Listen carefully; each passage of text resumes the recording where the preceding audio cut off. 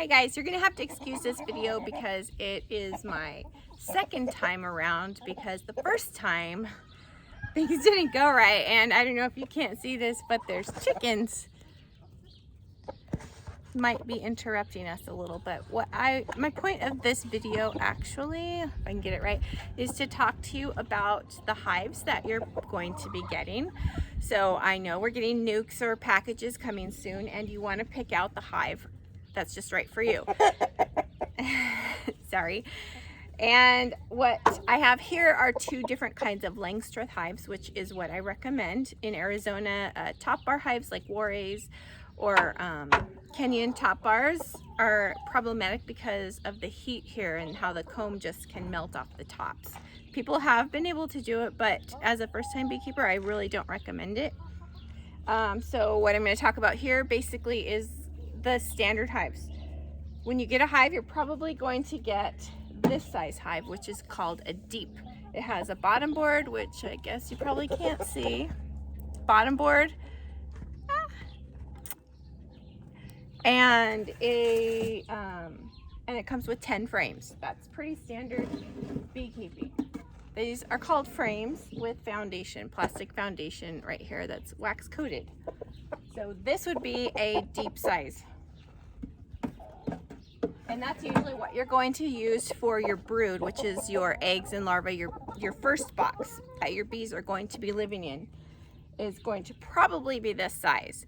And you can go to 2 deeps once your bees are growing, and then when you want to harvest honey, that's when you're going to use this size, which is called a medium box. It has medium frames. I don't have the dimensions, like 6 and something versus 9 and something. But what you can do, instead of using a deep box like this, you could use just medium boxes. And both of these come in 8 or 10 frames. And the differences I'm going to talk to you about is weight. So when one of these deep boxes is full of honey, it can weigh 90 pounds, which is really heavy. And this box can weigh 70 pounds when it's full of honey. If it's full of just bees and honey and brood, it can be like 60 pounds, 70 pounds. Still pretty heavy. And if you're a woman, it's a lot, it's harder for us, let me just say. So what I know some people do is use just medium-sized boxes like this.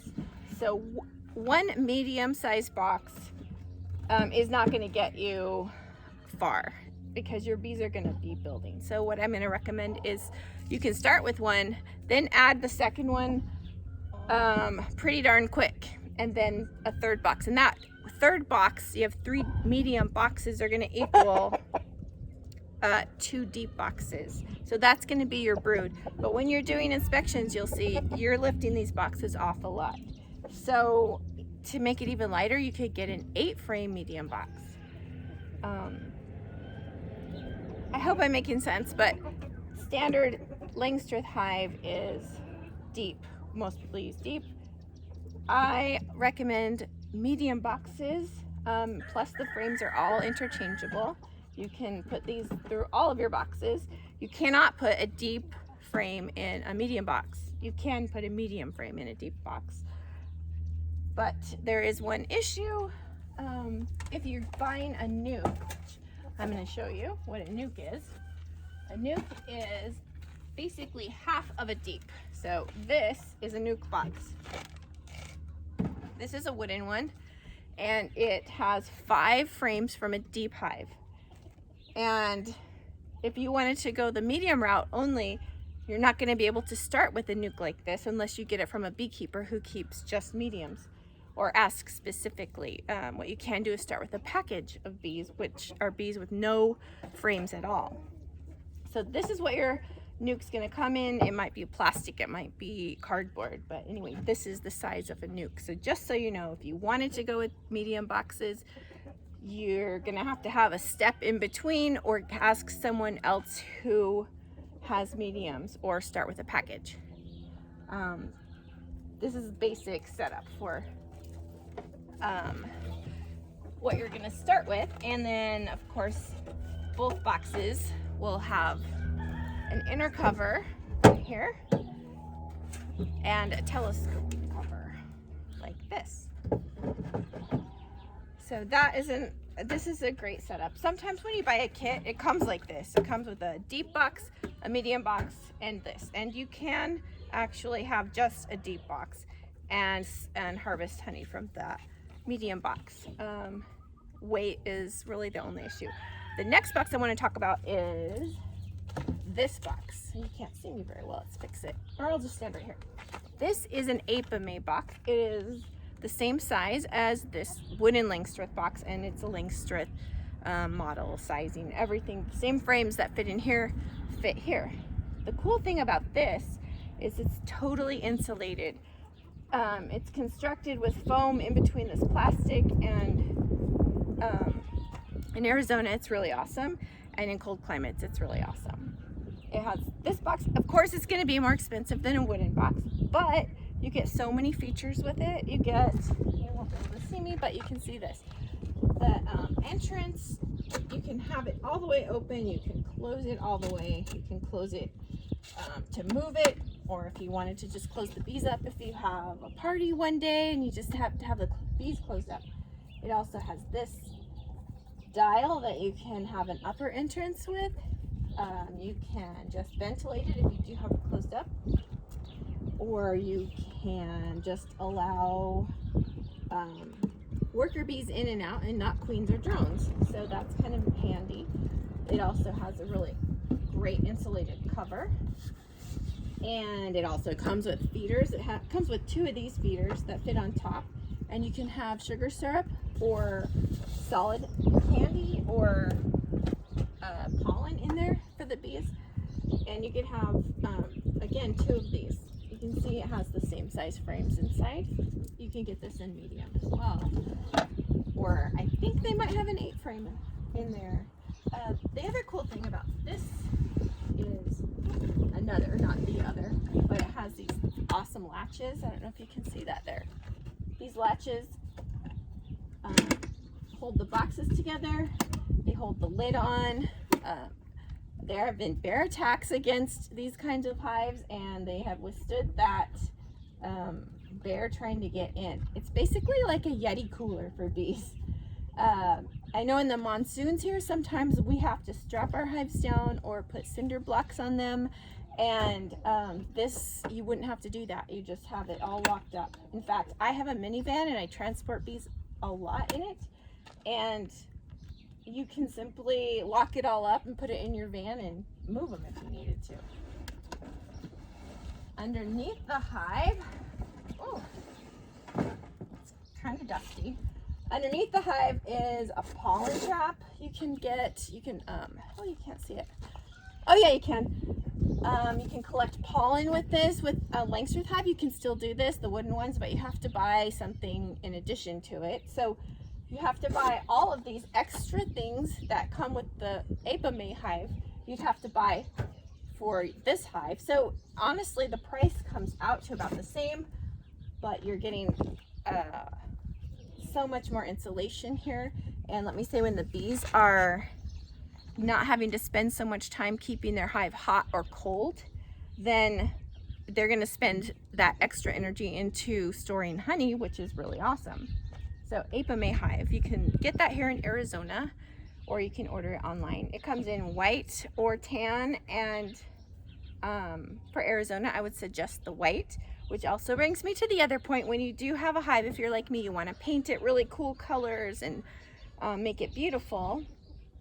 If you do that though, I recommend using light colored paints, because this is going to absorb the sunlight. In the summers, remember, bees' homes are made out of wax, and it can get 120 degrees here. So keeping your hive light. In fact, I would even paint the top of this metal white.